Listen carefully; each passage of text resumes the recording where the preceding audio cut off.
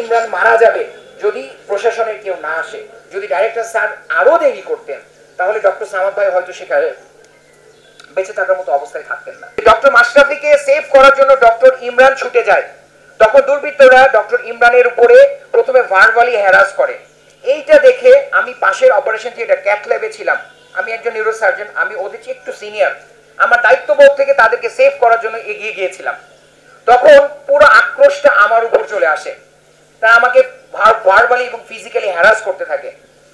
ইতিমধ্যে যেহেতু 40 জনের মতো হবে, 30-40 জন, একটা গ্রুপ ডক্টর ইমরানকে 201 নম্বর ওয়ার্ডের ভেতরে সিসিটিভি ক্যামেরা অফ করে তাকে বেধড়ক মারপিট শুরু করে এবং 201 নম্বর ওয়ার্ড থেকে টেনে হিচড়ে মারতে মারতে ডাইরেক্টর রুমে নিয়ে আসে, যেটা 201 নম্বর ওয়ার্ড থেকে ডিস্টেন্স প্রায় 200 মিটার বা 250 মিটারের মতো। সবগুলো রোগীর সামনে দিয়ে একজন ডক্টরকে মারতে মারতে বেধড়ক ভাবে নৃশংসভাবে মারতে মারতে ডাইরেক্টর রুমে আসে। শুধু সেখানেই ক্ষান্ত হয় না, ডাইরেক্টর রুমের চেয়ারে বসিয়ে তাকে ফিজিক্যালি এবং ভার্বালি টর্চার করতে থাকে এবং আমাকে 201 নম্বর ওয়ার্ড থেকে আমাকেও টেনে ডাইরেক্টর রুমে নিয়ে আসা হয়। যেহেতু আমি ওদের দুজনের মধ্যে সিনিয়র ছিলাম, আমার কাছে তাদের দাবি দেওয়া পেশ করে যে তাদের রোগী মারা গিয়েছে, এখানে কার ভুল ছিল তদন্তাধীন একটা বিষয়। এখানে ডাক্তারকে আগেই খুনি বানানো হয়েছে, ডাক্তারকে অ্যাসল্ট করা হয়েছে এবং যে ডাক্তারকে মারা হয়েছে তারা এই ঘটনার সাথে কোনোভাবেই সম্পৃক্ত না, যে রোগী মারা গিয়েছে তার সাথে কোনোভাবেই সম্পৃক্ত না। এটা জেনেও তাদের উপর অত্যাচার করেছে, আমাদের উপর অত্যাচার করেছে।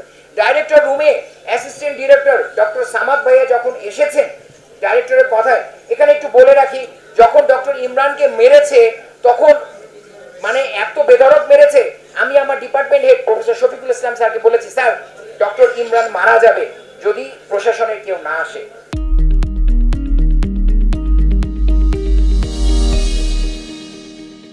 তাহলে কি পর্যায়ে তাকে মারতে হয়েছে আমি নিজেই অবাক হয়ে গেছি, আমি জীবনে কখনো ফেস করি নাই। ঢাকা মেডিকেলের মতো সবচেয়ে বড় প্রতিষ্ঠান, যেখানে পুরো বাংলাদেশের সব জেলা উপজেলা ইউনিয়ন পরিষদ থেকে রোগী আসে, সেখানে এরকম একটা ঘটনা হয়েছে। কতটা মর্মান্তিক একটা বিষয়।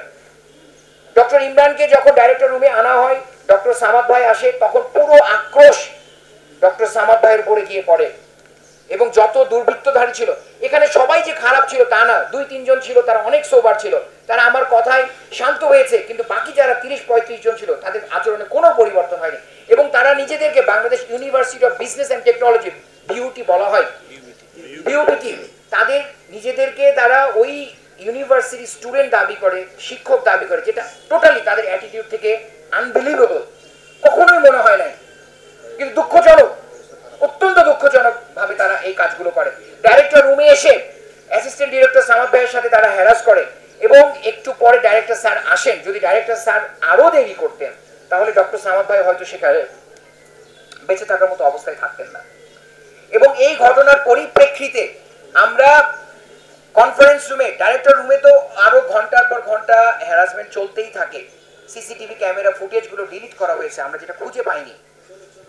কনফারেন্স রুমে আমরা দফায় দফায় এখানে এই তিনটা গ্রুপ মানে অন্যভাবে নিয়ে না, গ্রুপিংটা অন্যভাবে, জাস্ট 3টা দল। একটা হচ্ছে আমরা ডক্টররা ছিলাম, প্রশাসন ছিল, একটা গ্রুপ ছিল সমন্বয়কারীদের বেশ কয়েকজন প্রতিনিধি আমাদের এখানে ছিল এবং বিউবিটির স্টুডেন্ট, তাদের ভিসি এবং চেয়ারম্যান ছিলেন। এই 3টা গ্রুপের মধ্যে আমাদের সব সময় মানে কয়েকবার কনফারেন্স রুমে প্রায় রাত 10টার পর্যন্ত আলোচনা হয় একটা সমাধানে আসার জন্য। আমাদের মানে কষ্ট লাগে যে আমরা যে কষ্ট করে সার্ভিস দিয়ে থাকি নিউরোসার্জারি ডিপার্টমেন্টে, আমাদের কোনো ফ্যামিলি আমরা চিন্তা করি না। আমাদের নিউরোসার্জারিতে বা আমাদের সার্জনদের সার্জারিটা একটা নেশা, আমরা বাসায় বসে থাকতে পারি না, আমাদের সার্ভিস না দিলে ভালো লাগে না, এটা আমাদের একটা পেশা, আমাদের প্যাশন। আমরা কোনোভাবেই বাসায় বসে থাকতে পারি না, তারপরও আমাদেরকে আজকে এই হার্ড লাইনে আসতে হয়েছে। আমি শুধু বলে রাখি যে আমরা ডক্টররা আমাদের দেশের, আমাদের শ্রদ্ধেয় পেশেন্টদের কোনো প্রতিপক্ষ না, আমরা তাদের সহযোগী। কিন্তু দুর্ভাগ্যজনক, আমরা যদি আমাদের এক্সিস্টেন্স না বজায় রাখতে পারি তাহলে সার্ভিস দিবে কে? আপনারা হয়তো আমাদের আন্দোলন সম্পর্কে জানেন এবং এই আন্দোলন আমাদের ডাক্তারদের না, এই আন্দোলন হওয়া উচিত প্রতিটা পেশেন্টের, প্রতিটা দেশের মানুষের। কারণ ডাক্তার যদি ভালো না থাকে সার্ভিসটা দিবে কে? ডাক্তার যদি ভালো না থাকে আপনার দেশের মানুষকে সার্ভিস দিবে কে? এই জন্য এই আন্দোলন, দয়া করে মিডিয়া ভাইয়েরা আপনারা অনেক সিনসিয়ার, এই বৈষম্য বিরোধী আন্দোলন থেকে আপনারা আমাদের ভূমিকা দেখেছেন, আমরা ছাত্রদের সাথে, আমরা দেশের জনগণের সাথে। এই মেসেজটুকু শেয়ার করবেন। প্রশাসনিক ব্যর্থতার কারণে যে আমাদের উপর অন্যায়গুলো হচ্ছে বছরের পর বছর ধরে, এর দাবির প্রেক্ষিতে আজকে আমাদের হার্ড লাইন।